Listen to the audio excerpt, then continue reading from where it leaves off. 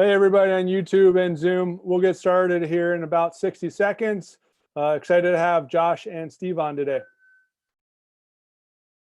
Hey, everybody on YouTube and Zoom. We'll get started here in about 60 seconds.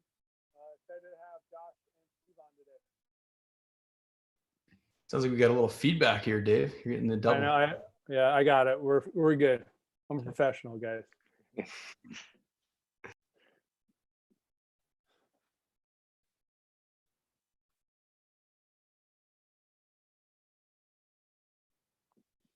Josh, Steve, you guys ready?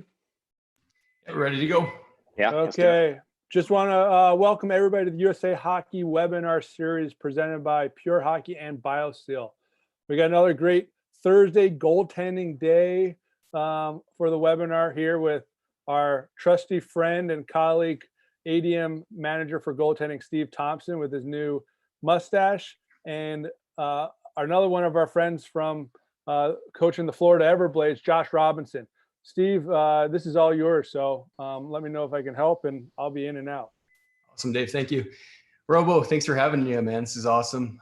For those that don't know, Josh and I had the chance to play together in Sioux City back in 2007. So this is a lot of fun for us to reconnect now on the coaching side of things. So Josh, welcome. Yeah, thanks for having me. It was a blast back then, and I enjoyed catching up last summer. So I'm looking forward to this. Yeah, it's be good. And so for those that haven't had the chance to meet Josh or work with Josh across the country, has a really unique story with his youth hockey that I wanted to share. And it's actually kind of parallels some of the things that we've heard throughout this webinar series. But as far as your playing career and then to your coaching career, we've had the chance to play together in Sioux City, and you were there the year prior to, so that would have been 06 through probably 08. Yes. And yeah, the 2 years there. From there, went to Michigan Tech for 4 years, had a 5-year pro career, and in 2016 was the East Coast Goalie of the Year. And from that, transitioned into coaching, had the opportunity to start helping out USA Hockey with the Warren Strelow Camp in, I think it was 18 and 19, and have been the Florida Everblades and ECHL for the past 3, now going on 4 years. Yeah.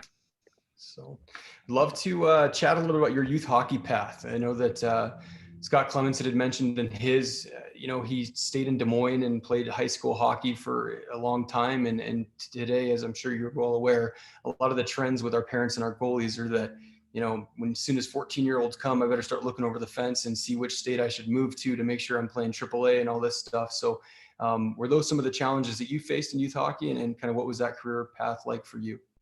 Yeah. So I grew up in Michigan, and right about the time the Detroit Red Wings kind of started having success in 96, 97, 98, I was like 6, 7, 8 years old. And I started getting into watching them and Chris Osgood. And I told my dad when I was 7 years old, I was like, hey, I want to be a goalie. And I had never really skated or done anything other than kind of roller hockey before that.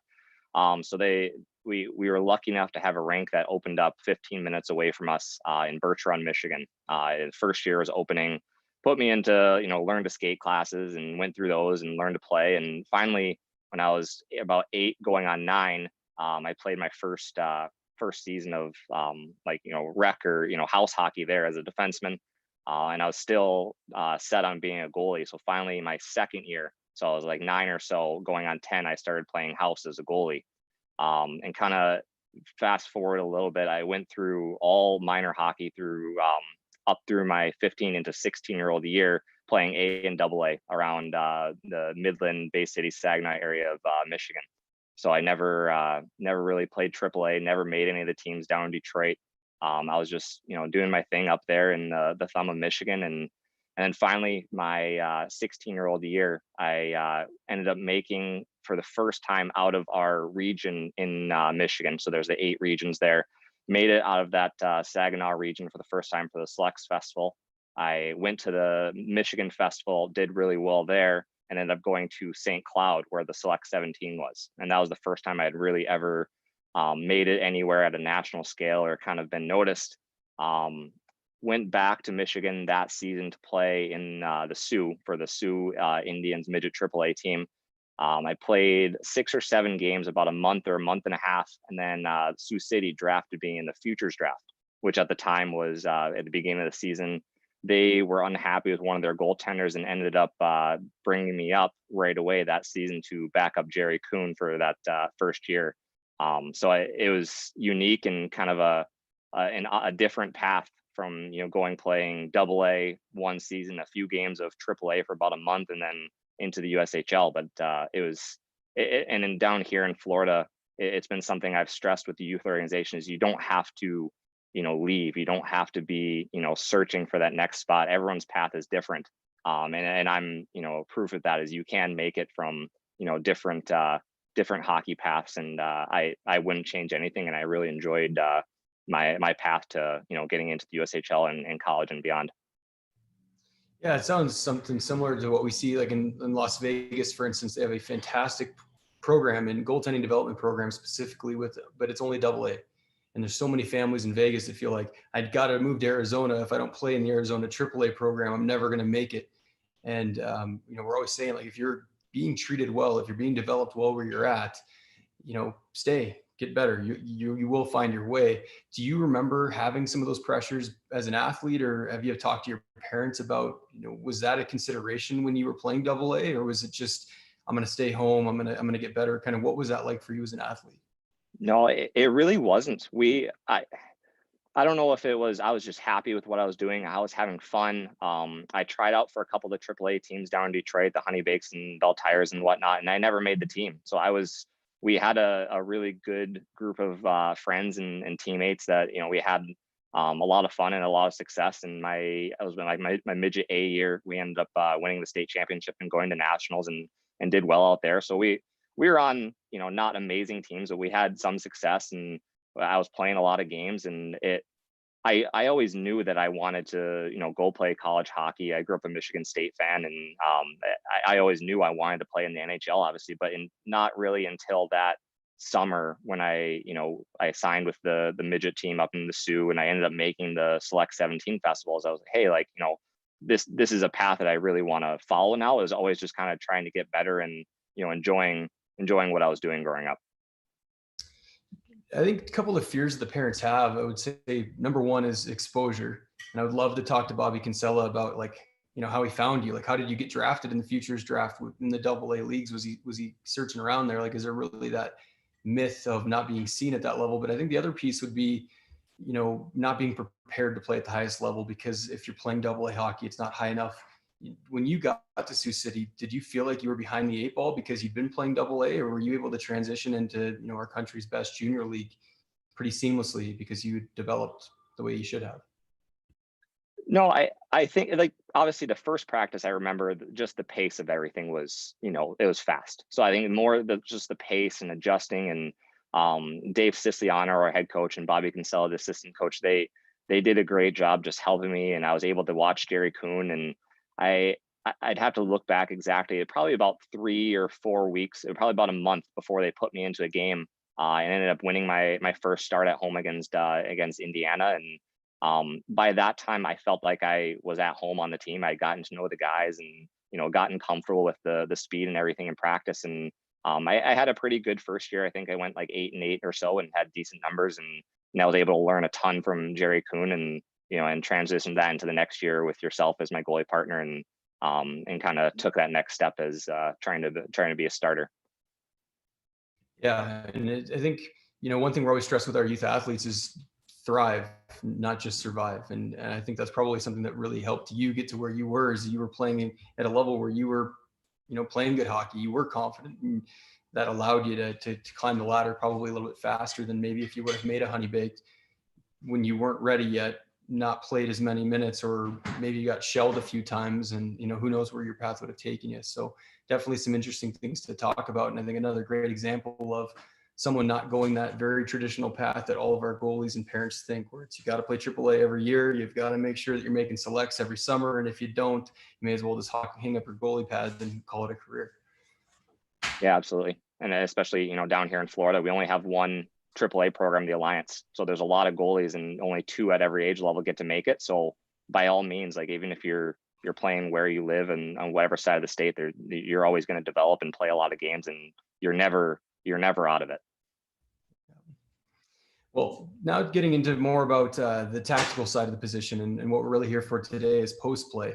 And before we jump into your position or your presentation, I want to talk a little bit about post play in general, because I think this is one of the probably 4-letter words for goaltending right now. I know when I speak to many coaches that don't have a goaltending background, and even some that do, it's like, I don't even know what the VHR is. And, there's a hashtag for RVH fails. And, it just seems to be this very negative piece of our game right now, where there's probably a lot of goalie coaches that think, is this actually the way we should be playing this? Like, why are there so many cheesy goals going in? Kind of, where do you sit on this with the post play?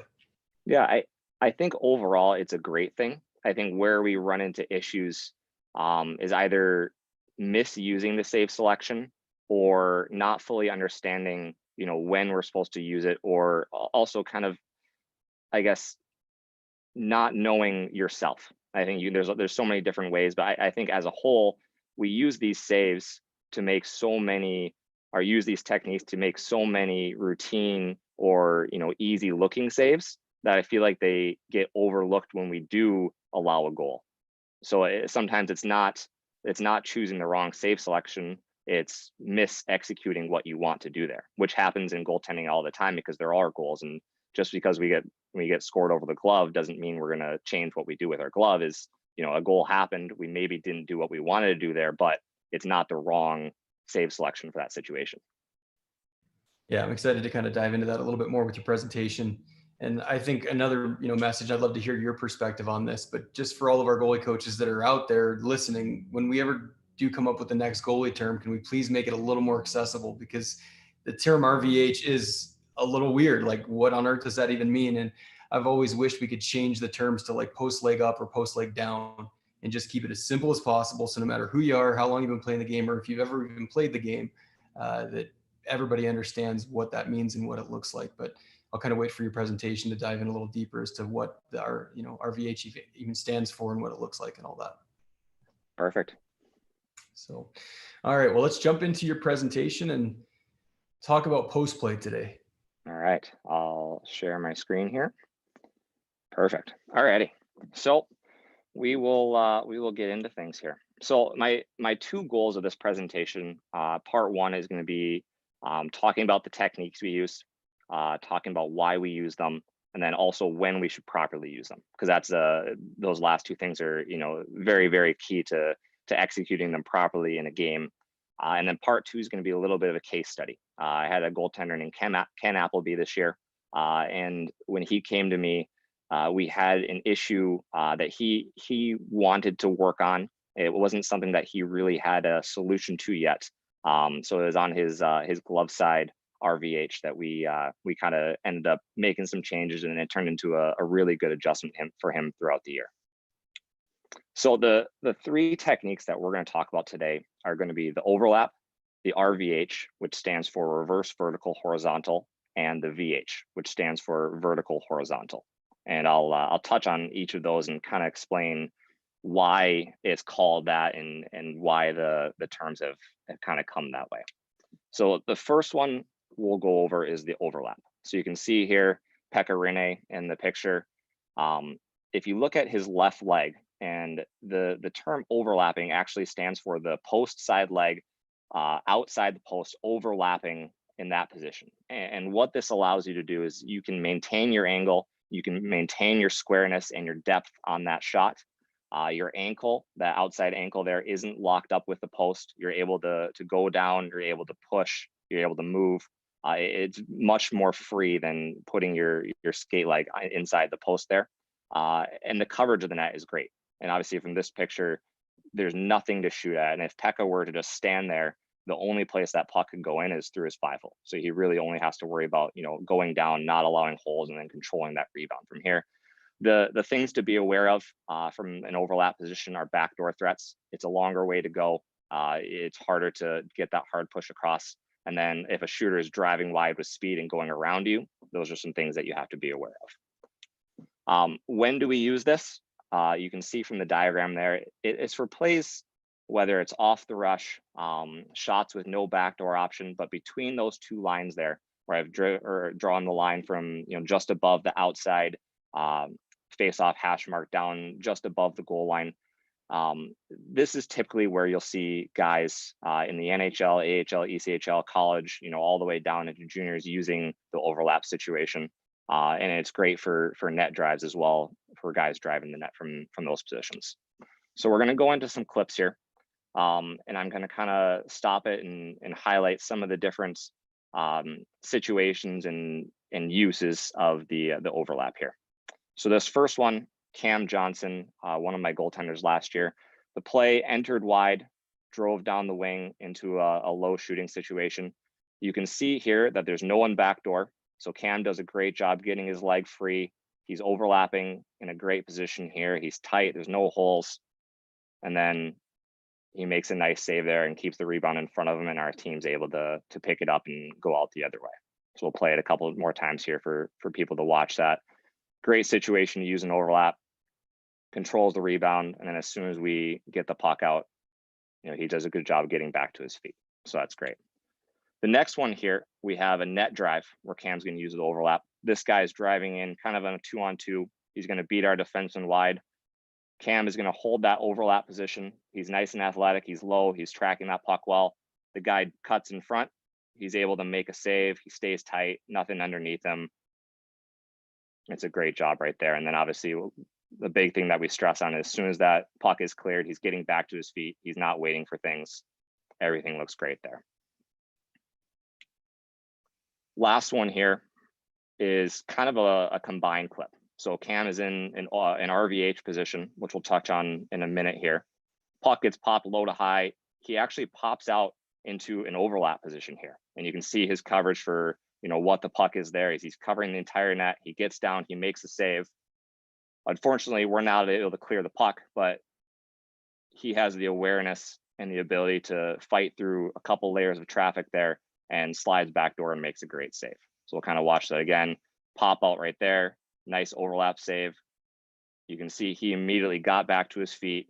He's looking through a couple layers of traffic here. So we have guy there. We have a kind of two guys battling in front, and he has the awareness to recognize where this guy is backdoor.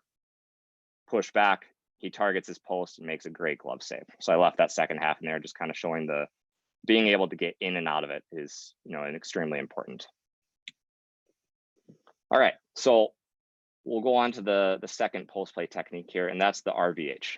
So it stands for reverse vertical horizontal. And so what that really means here is if you look at Pecorine there, his post leg is horizontal and his anchor leg is vertical. So taking a step to the next one, the VH, that one is called the vertical horizontal, and that one is actually just flipped of this one. The VH vertical horizontal came about first, and then the reverse of that was kind of a different method and kind of played off the VH. That's kind of where the name came from there. The big things in this position, it's the importance for our guys of the squareness and flatness. It's not a static position. It's not just go down and sit in this position, because that's when a lot of guys, run into mistakes and errors, but it's a very active position. We need to be able to hinge back and forth. We need to have awareness of backdoor threats, where they are. And our positioning in this position will actually adjust based on like any other position we're in. Is we'll hinge back and forth, we'll hinge out, we'll get flatter depending on where we need to go. The big things with the RVH is there's actually 3 different ways to connect with the post. There is the skate blade, which Pekka is doing there. There's the toe bridge, which a lot of goaltenders prefer, and then the pad inside, which I believe one of the few guys that uses this in the NHL is Tuukka Rask, but he does it very, very well. And we'll see those in the next slide here. Active hands, that's huge for me. And active hands to me is 2 ways. It's not just your hands up and active. You can actually use active hands to come down and seal holes. So it's always having the awareness of where your hands are, being able to move them up or down, seal holes, catch pucks that come through the zone or come through the crease. Lots of different elements there. And then stick discipline. We'll touch on that in a minute here, but it's always having an active stick, being able to control your crease, not just setting it in one position and forgetting about it. So here are the 3 different positions. We have Ben Bishop on the left-hand side there. He's using the toe box or the toe bridge. And what that really talks about is where he connects with the post. This one probably has the best seal on the post other than the boot inside. His skate is just on the inside. The post is connecting on that little, where our skates tie with the pad. We have that 2 or 3 inches of lace that guys use, or some guys use the bungees, however they end up working that. And then he'll get a lean and whatever side it is, he has his blocker on top or the glove on top of the pad there. The top right, like we saw Pekka, he's using skate on post. So the drawbacks with skate on post is you probably have some of the best movement because your skate is able to push off the post, but we also have a hole there, which guys have to be worried about. And that's where we see some of the goals going in, is that that hole we can see above the skate and between the pad. And then the bottom right there, we have Tuukka Rask. He's using his full boot inside the pad. And he does it extremely well, and he's able to move in and out of it. And it's very much personal preference. And you'll see a lot of guys, everyone in the NHL is different. They all have different body types. They all use some variation of, these 3 methods, but it's very much individualized to what your body can do, the way you wear your equipment, and none of them are incorrect ways to do it. It's very what you're comfortable with and what you're able to do. So when do we use the RVH? Wraparound situations, low net drives, and it can also be used as a reactionary save from farther out. So you can see in the diagram there, lower in the zone towards the bottom of the circle, towards the goal line. On plays outside of the trapezoid, we want our goalies being on their feet as much as possible. But obviously there is a time and the place between inside the trapezoid there behind the net where we do have to go down a little bit earlier, whether we're anticipating kind of a 50-50 puck that might be come out for a wraparound. We know the guy is skating behind the net. He's going to come out the other side. There are situations there where you do need to go down a little bit earlier, anticipating and reading the next play to happen. So we're going to watch some clips here. This first one, we have Cam Johnson. As soon as the puck gets down tight inside the trapezoid there, he does a great job of getting down. You can see from the video here, he has a great seal. Cam is a guy that is very good using his toe box. He has a good seal. His glove rests on top. And he's very active. And what I love is his anchor leg here is always nice and tight. It's able to move him in and out of the post and keeps his stability on the post there. So he makes a save, and then immediately we can see him push out of it and gain his feet again right there, and he's up. And that's a big key, is whatever position you choose, we need to be able to move into it fluidly and also move out of it fluidly, because there's always a next puck or a rebound that might happen. So that's a great job right there. Next one here, we have Tom McCollum, another USA Hockey guy. And this one's a great clip because this is a time where we do need to go down a little bit early. So the puck kind of ends up behind the net here. You can see Tom bump off his post using his window, turn to the other side. This is a 50-50 puck right behind the net.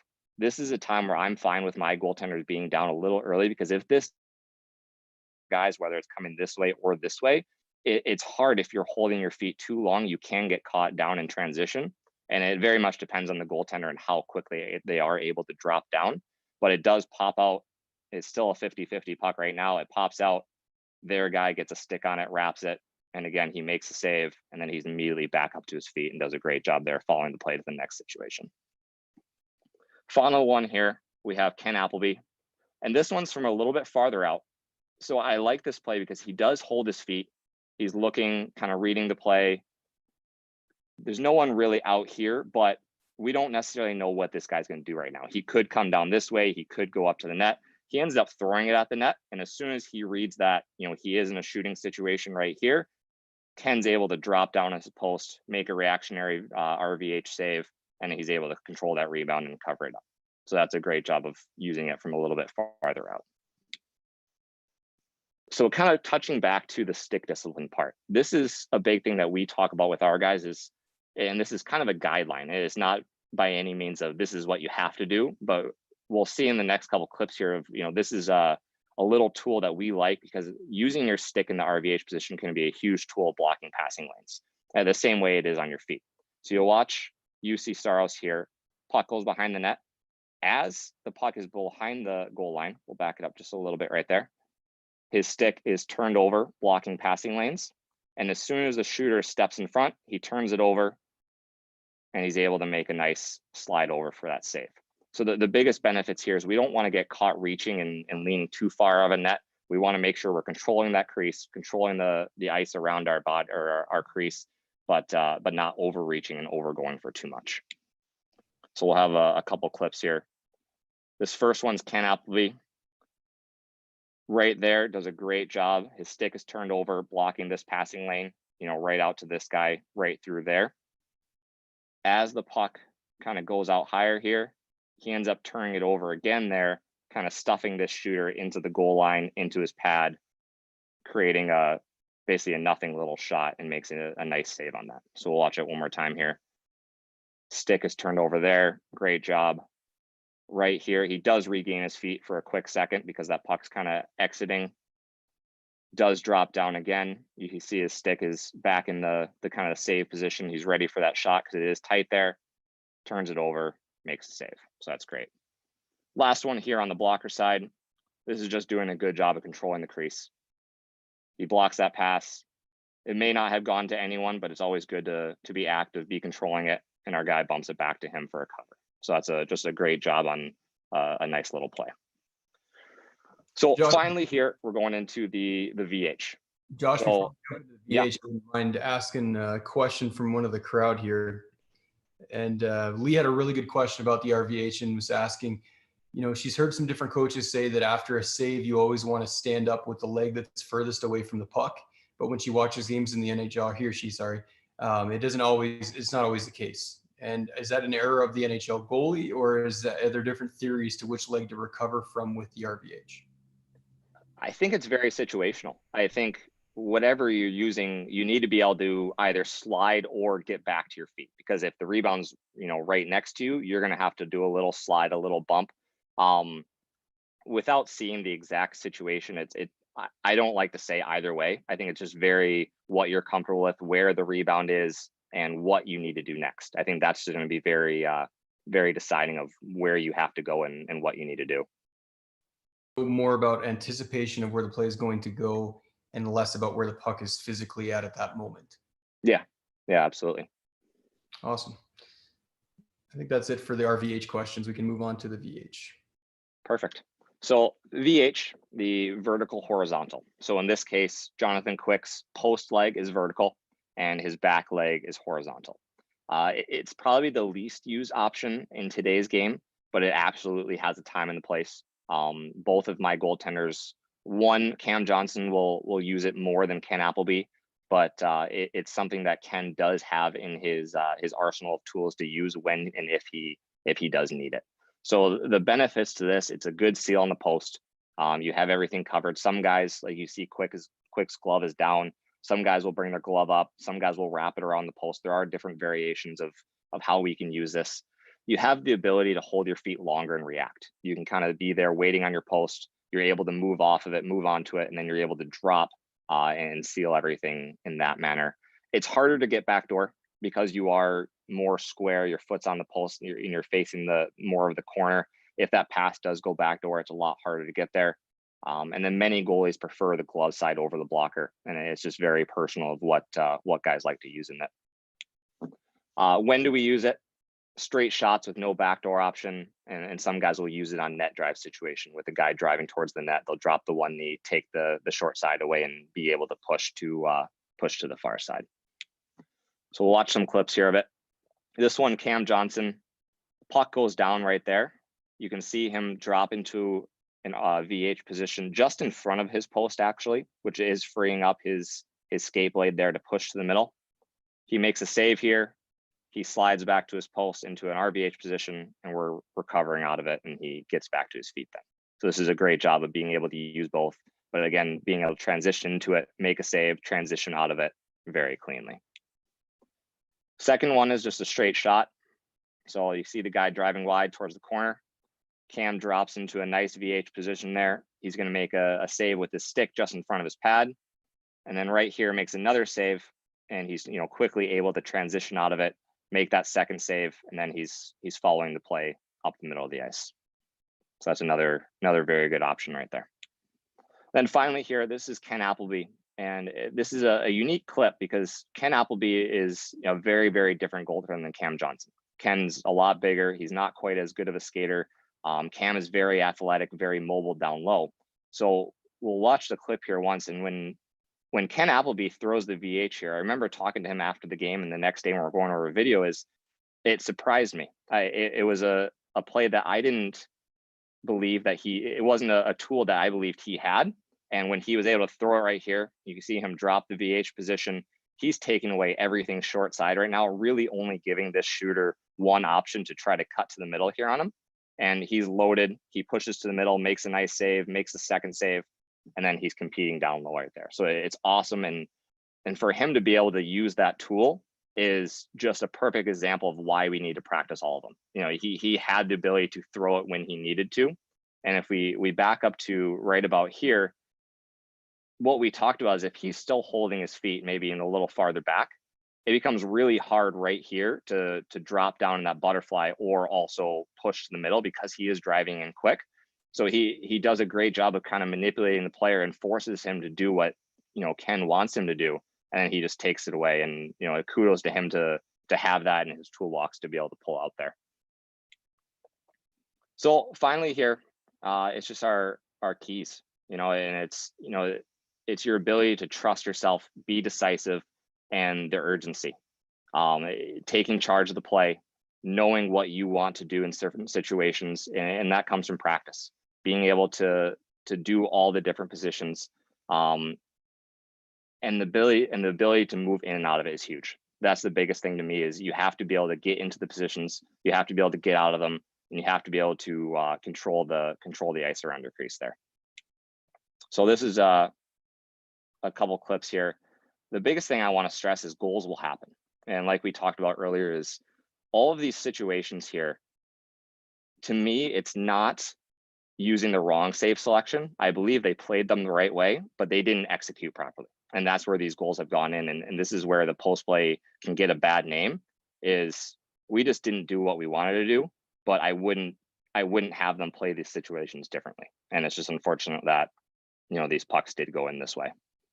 Watch it one more time here.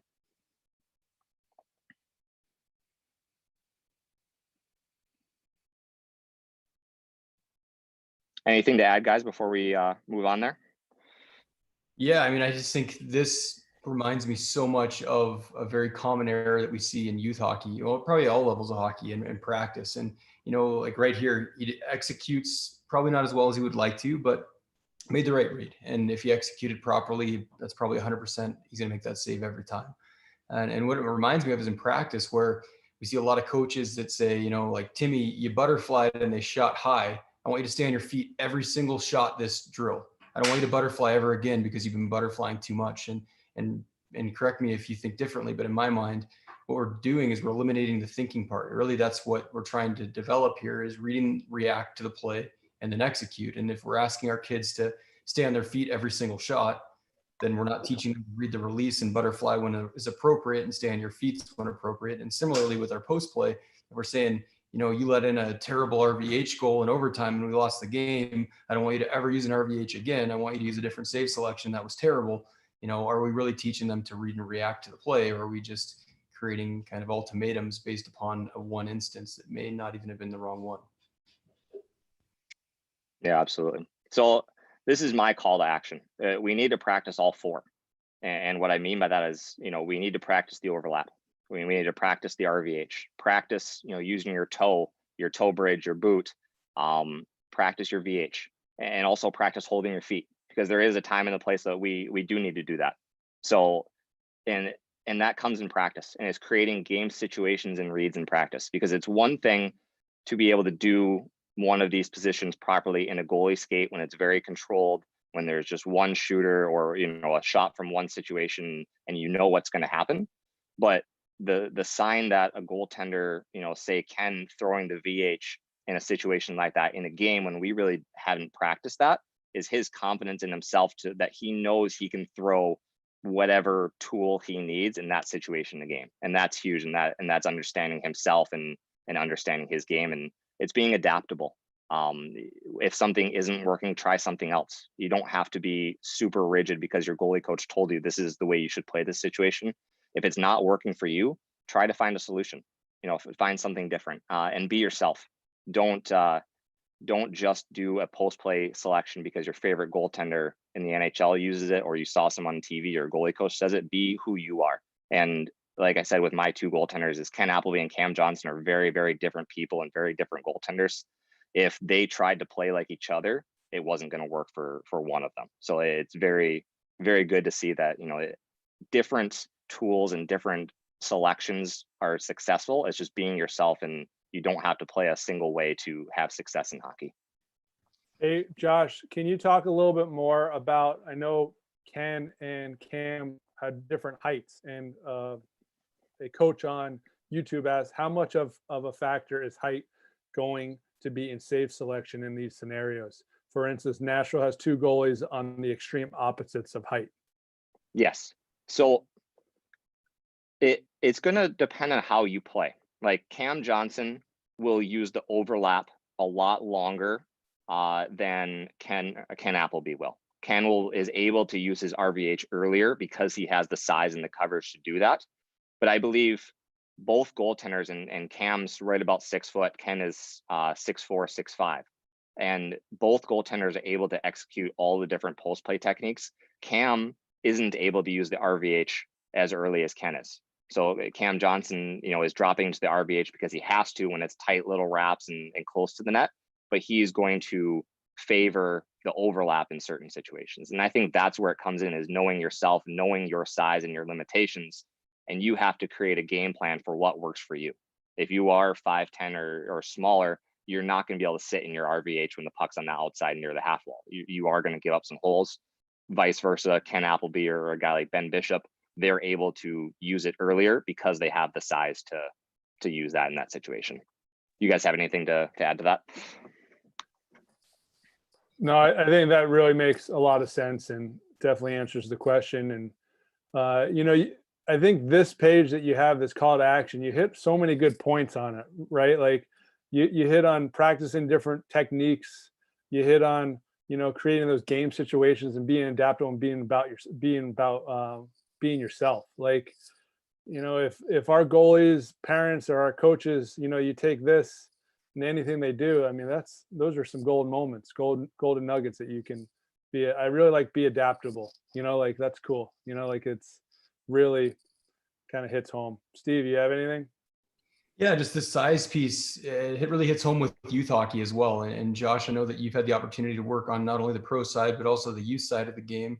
And one thing that I see often is, depending upon what area of the country we're in and who the NHL goalie happens to be in that market, that determines how most of those kids play.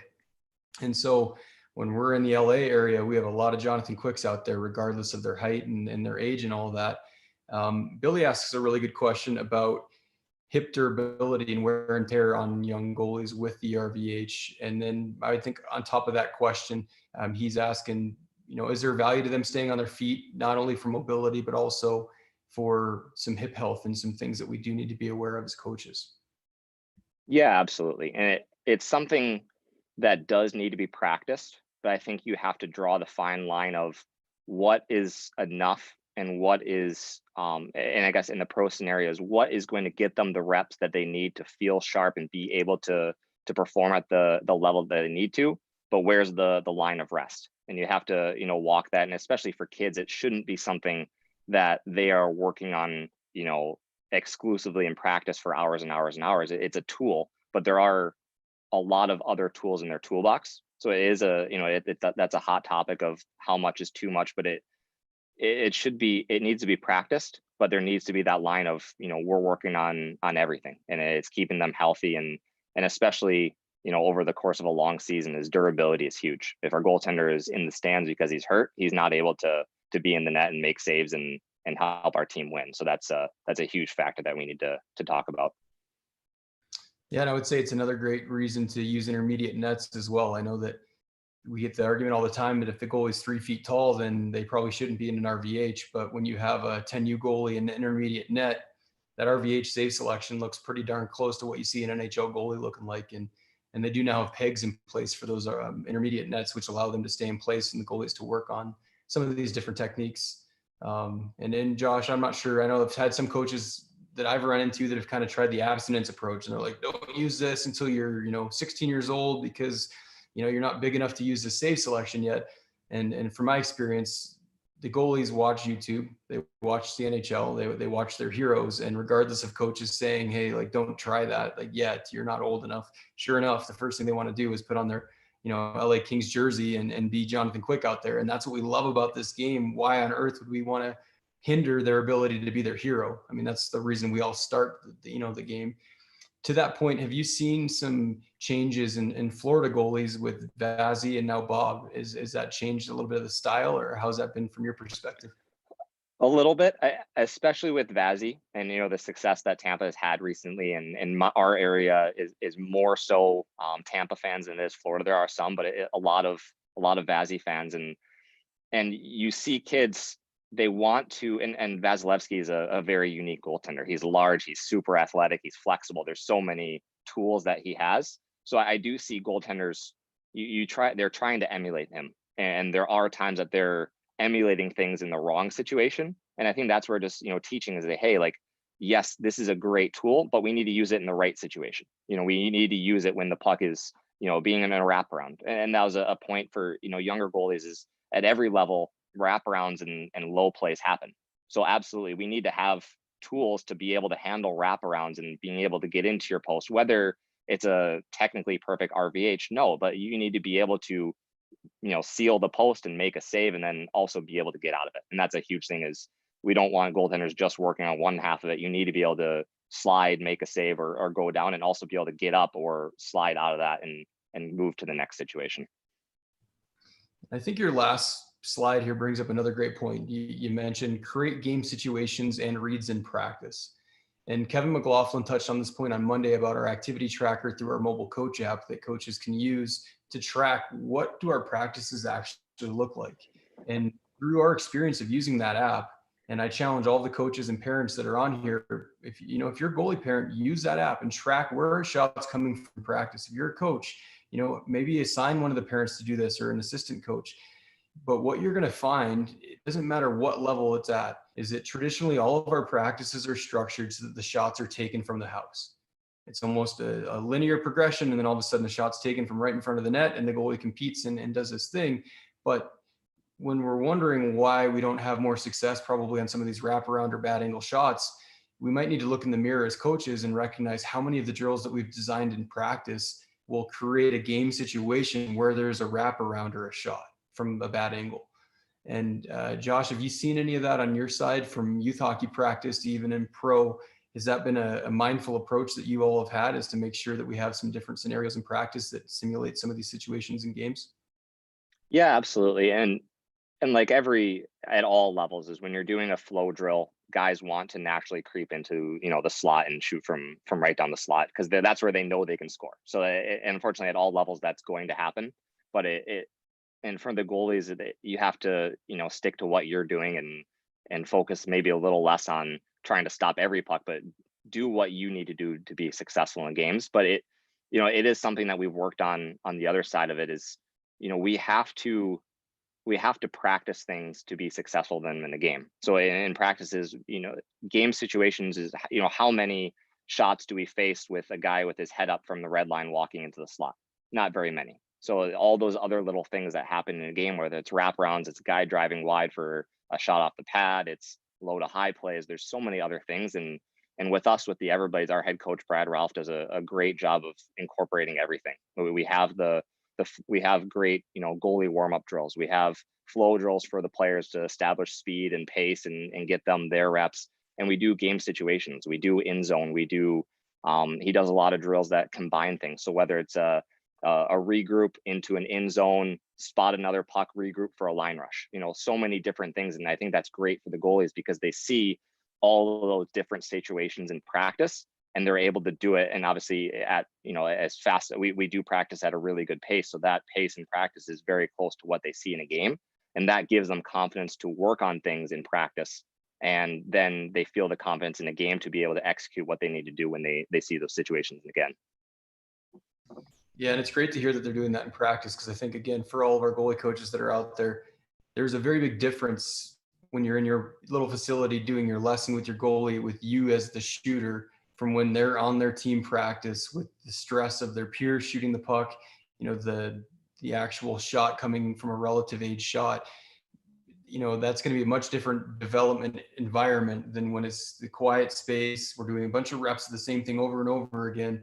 And I don't think that's enough. Certainly it's important for us to have the block training in our facilities, doing our goalies training stuff, but it's got to happen in the team practice as well if they're really going to adapt to that environment, which is, their aged players and that practice structure.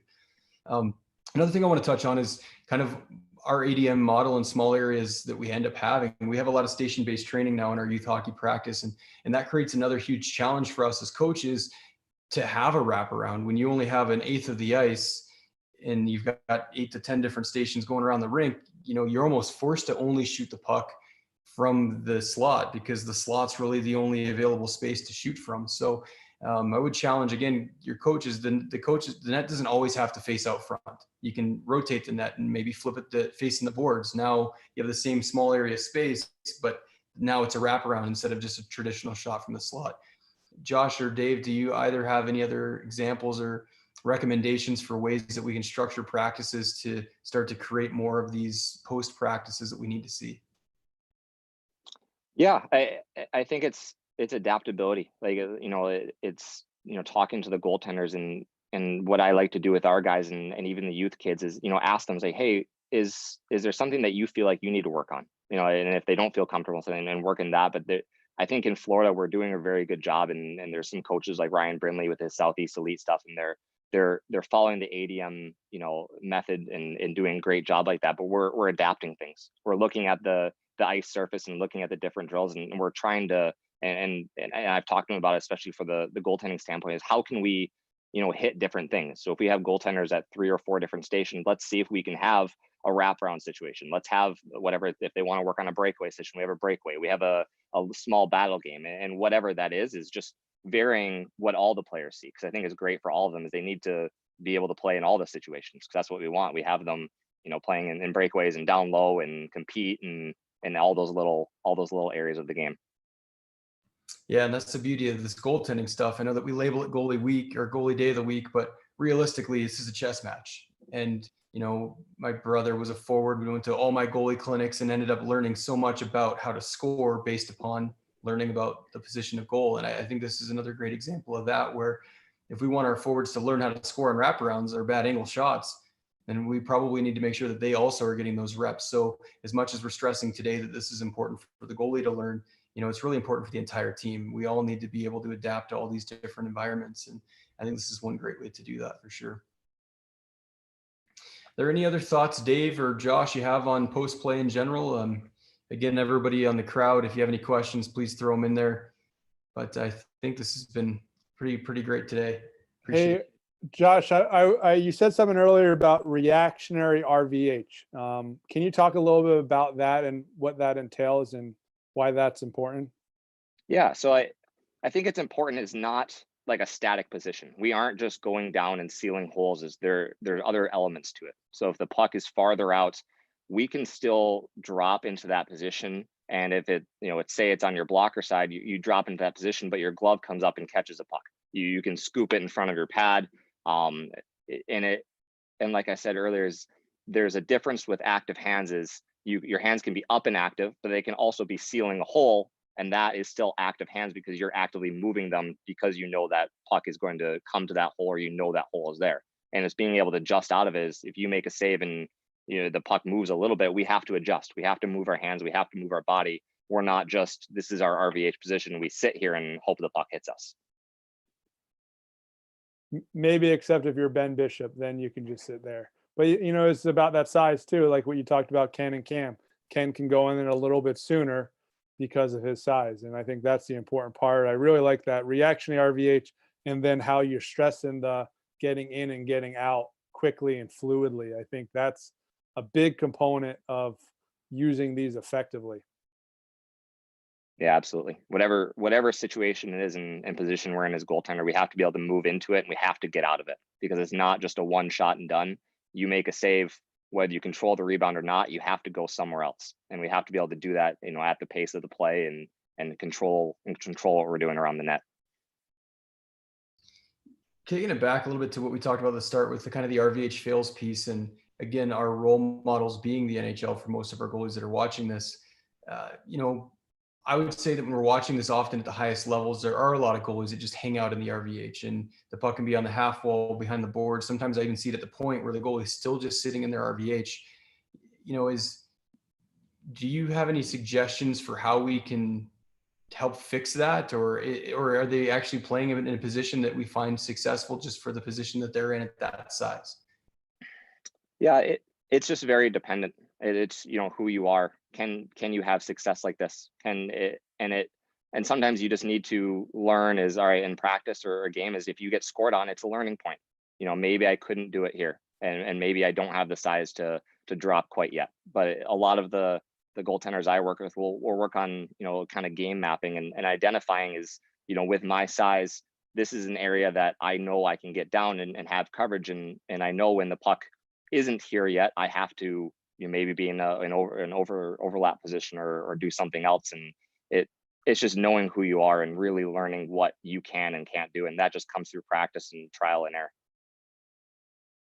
Yeah, great example there with Ken, right? The same concept, and watching him kind of adapt to his size and his game, and throwing out a couple different options that maybe even surprised you as a coach at times. Yeah, absolutely. It's knowing that he can use it if he has to, and that was a perfect situation where that was the appropriate play there, and he was able to do it because he had the confidence, he's practiced it, and he knew that, hey, I'm going to do this, I can do it, and he went with it and it worked out great. So that's perfect. Awesome. Well, I don't think it looks like we might have one more question here from our YouTube channel. Luke is asking thoughts on goalies throwing stand-up saves on the post, such as an old school stand-up pad stack. I think there's a time and the place for everything. It's just totally dependent on what happens. And if you're standing in an overlap or on your post and the guy shoots it from far out and it's high, we don't have to drop. We can stand there and make a glove save or a blocker save. There's absolutely no reason to have to go down if we don't have to. And if you have it in your ability to stand there and trust that you can make a save on your feet, great. And it's just comes the ability to be able to execute and control the rebound and all the things that follows. And some of the top goalies ever, the elite goalies, have that unpredictability to them. So sometimes they might come and you take a shot one way and they're going to stand up. The next time they might do the RVH, depending on different situations. And I think that's an important part, to have those different techniques that you can employ, given your checklist. Did you want to talk about your Ken Appleby case study? Yeah, absolutely. As long as you guys are right for it. All right. So part 2 here. I know we've talked about Ken quite a bit now. He's 6'4", he has long limbs. And the biggest thing when he got to us, he was very uncomfortable moving from toe box or pad inside. And you can see in his RVH position there, next to the post, inside his pad, or even that little hole between his pants and his glove, that there are some holes there. So he wasn't sealing and executing to the level that he wanted to. And we talked about a bunch of other different tools, whether he wanted to go boot inside, whether he wanted to go toe bridge on side. We talked about it all, and he was very, very open and wanting to find a solution.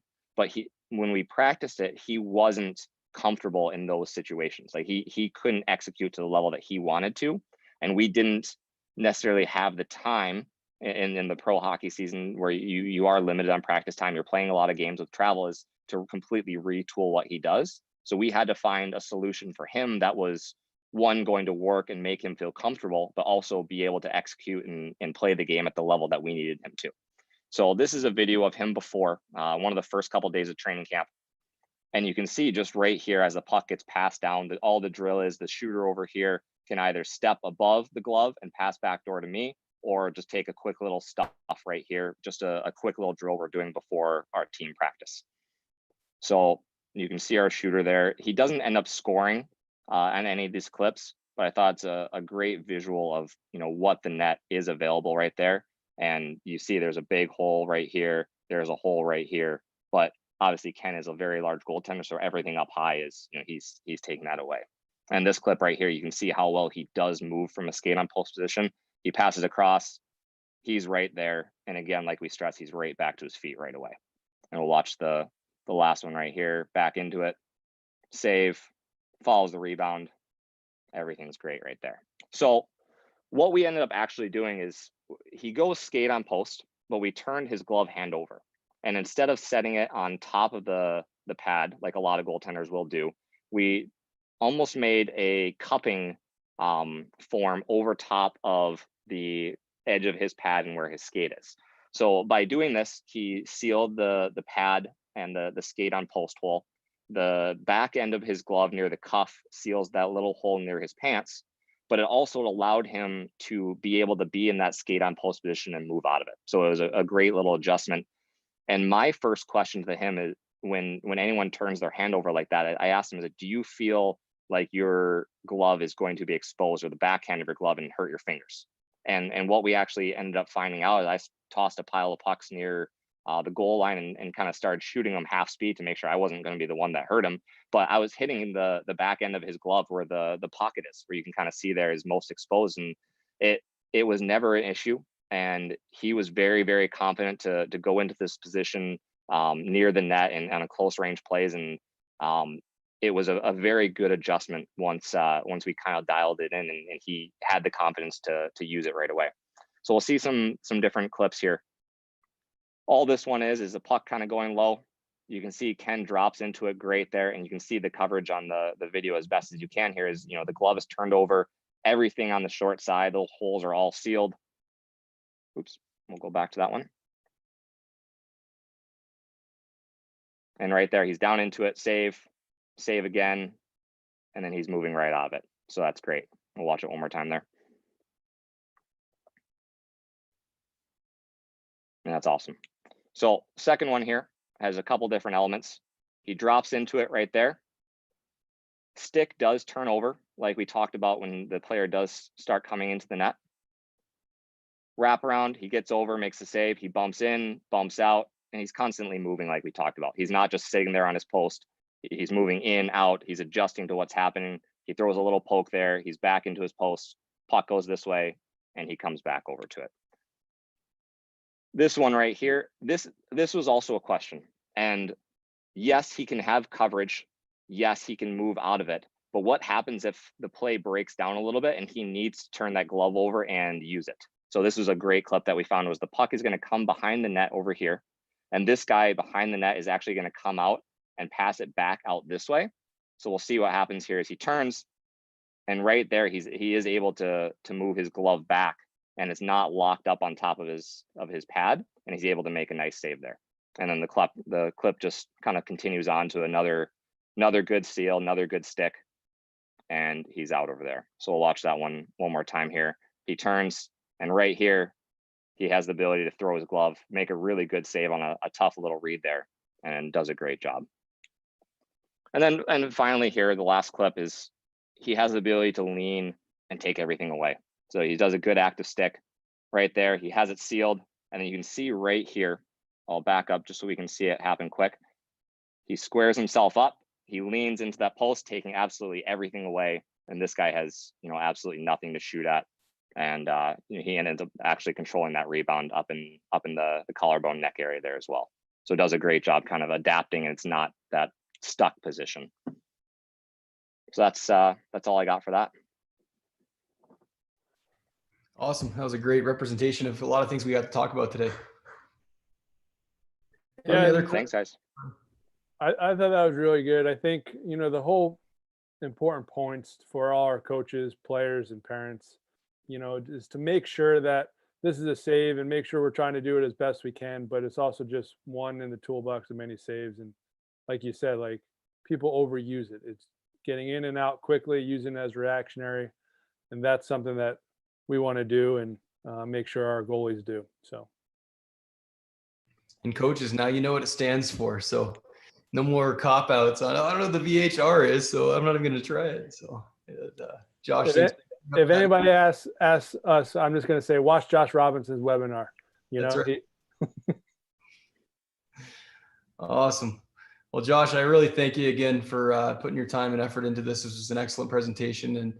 And coaches out there, please share this with your peers, with your goalie parents and your goalies, to make sure we solve some of these post-play myths and educate our kids on exactly the creativity and the thought process that we want behind some of these different plays that happen on the ice. Hey, Perfect. Josh, you want to leave with anybody one last message for the people watching and listening? Yeah, it's just practice everything. You know, be you. There's no one way to do it. There's so many different ways to make saves in the game, and you look at the NHL on any given night. There's Jonathan Quick, there's Ben Bishop, there's Corey Schneider, Ryan Miller. Just everyone is different. So that's the biggest thing is you won't see two copies of each other in the NHL. So by no means should there be copies of kids growing up and from all the way up, and be you and figure out what works and what doesn't work for you. And at the end of the day, if you stop the puck and you have fun, and that's the number one thing. That's really good. And I really enjoyed listening to you, because within your presentation about talking about all this technical stuff, you can hear how much you are putting into the goalies and the communication piece, asking questions and, getting their feedback, and I could hear it, I think that's a really important part too.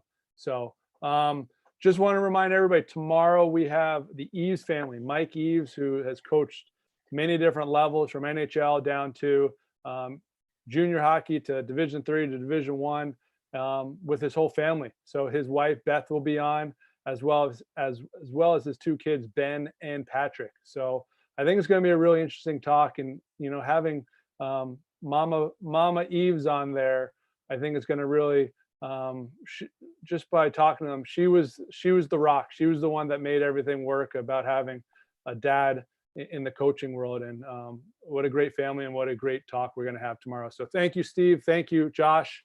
And we look forward to seeing everybody tomorrow.